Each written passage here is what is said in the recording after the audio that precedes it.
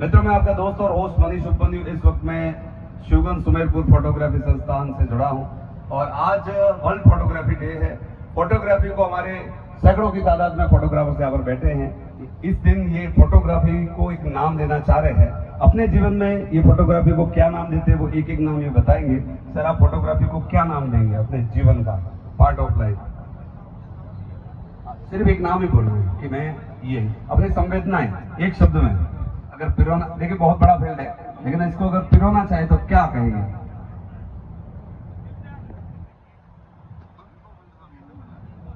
मैं बोलना तो बहुत कुछ चाहता हूँ, लेकिन शॉर्टकट में बोल देता हूँ कि फोटोग्राफी का आविष्कार जैसे 1839 में हुआ, लेकिन क्यों हुआ, किस आधार पे हुआ, वो आज तक किसी को पता नहीं है।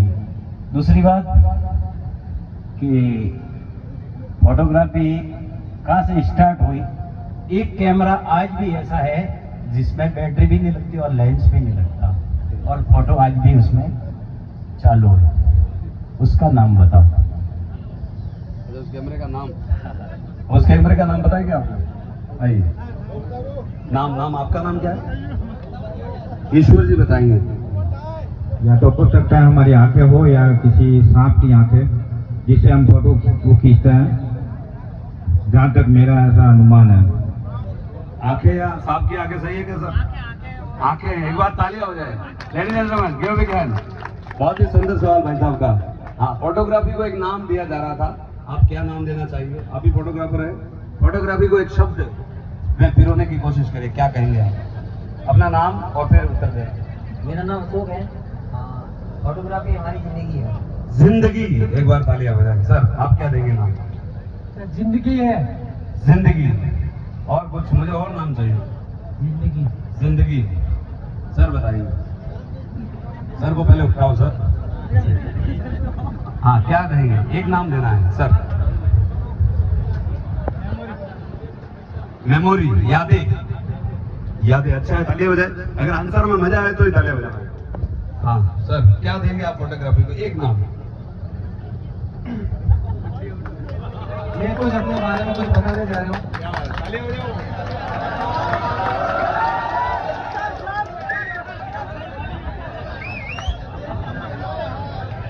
मेरा नाम इमरान अहमद, किन्नारा गांव से हूँ। मेरा छोटा मोटा कारोबार है। मैंने अपने शॉप का नाम आलिया डिजिटल रखा है। मैंने अपनी जिंदगी में, मेरी उम्र है 38 साल। 38 साल मैंने कैसे निकाले, मैं कुछ आपको बताना चाहता हूँ अपने बारे में। मैं इतना यानी अमीर भी नहीं हूँ। हमारी परिस्थिति ऐसी थी कि घर में खाने के भी बांधे पड़ रहे थे। मैं फैक्ट्री गया, कमटे पे गया। इसमें क्या है, शर्म की बात नहीं है। यानी फैमिली गया, नरेगा जो होता है, बहुत संघर्ष किया छोटी सी उम्र में। यानी मैं 10 साल का था जब से कमा रहा हूँ। फिर मुझे किसी ने, कोई बेंगलोर में मेरा दोस्त रहता है, उसने कहा कि इसको कंप्यूटर सिखाओ। मेरे पास पैसे नहीं थे, तो उसने, मेरे दोस्त ने कंप्यूटर के पैसे दिए और मैं 6 महीने का कोर्स किया। कोर्स काय का किया? टेली का किया। फिर मैं किसी शॉप का नाम बता नहीं चाहता, क्योंकि मैं नहीं चाहता कि हमारे बीच में कोई दुश्मनी हो। नहीं, शॉप का नाम मैं चाहता ही नहीं कि किसी की दुश्मनी हो, क्योंकि मीठा बोले मोरिया ने आका घटे हाँप। फिर मुझे कहीं से ऑफर आया नौकरी का, फिर मैं 500 रुपए में कहीं रहा। फिर मैं वहां पे पूरी ईमानदारी के साथ 15 साल नौकरी की।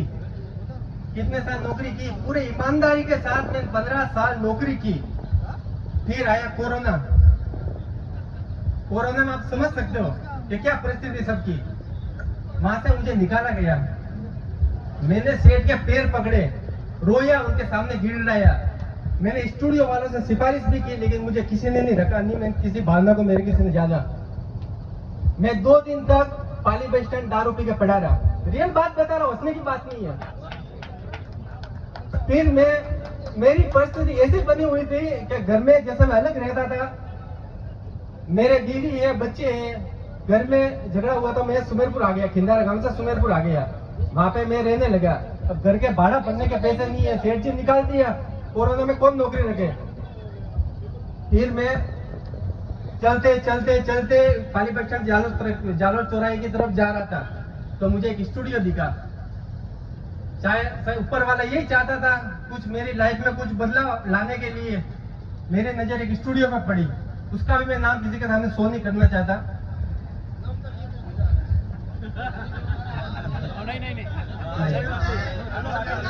मैं बताऊं, लास्ट में बताऊंगा, लास्ट में बताऊंगा, अभी नहीं।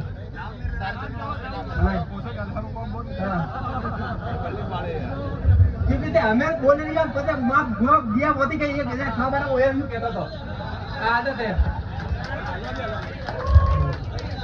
फिर वहां पे मैं नौकरी की, 1 साल हुआ। 1 साल में यानी कमाया किया, बहुत अच्छा कमाया। मेरे बच्चे आज मेरी कैपेसिटी नहीं है, आज सबसे महंगी स्कूल में पढ़ाई कर रहे हैं मेरे बच्चे। आज मैं अच्छे घर में रह रहा हूँ, किस वजह से? सिर्फ एक उस इंसान की वजह से। उसने मेरी परिस्थिति को जाना। उसका नाम है सोलंकी डिजिटल स्टूडियो नरेंद्र। मैं उसका ऐसा, हमारे बीच में घिसपिट भी होती है, यानी झगड़े भी होते हैं। मैं उसको इंसान को बोलता भी हूँ, लेकिन उसने कभी भी मुझे वापस जवाब नहीं दिया, क्योंकि उसको पता है कि बंटी की आदत है, बोलता है, लेकिन कभी भी उसके मन में मेरे प्रति को गलत भावना नहीं आई। आज जो भी हूँ, जैसा भी हूँ, सिर्फ उसी की वजह से मैं हूँ। और धन्यवाद जगदीश भाई, अगर मेरी आवाज को सुन रहे हो तो आप मेरे लिए भगवान तो नहीं बोल सकता, लेकिन आप मेरे लिए फरिश्ते हो।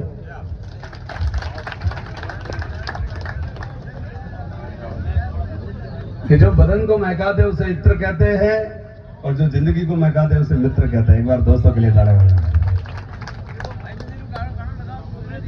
कि मेरी जिंदगी ही सवारी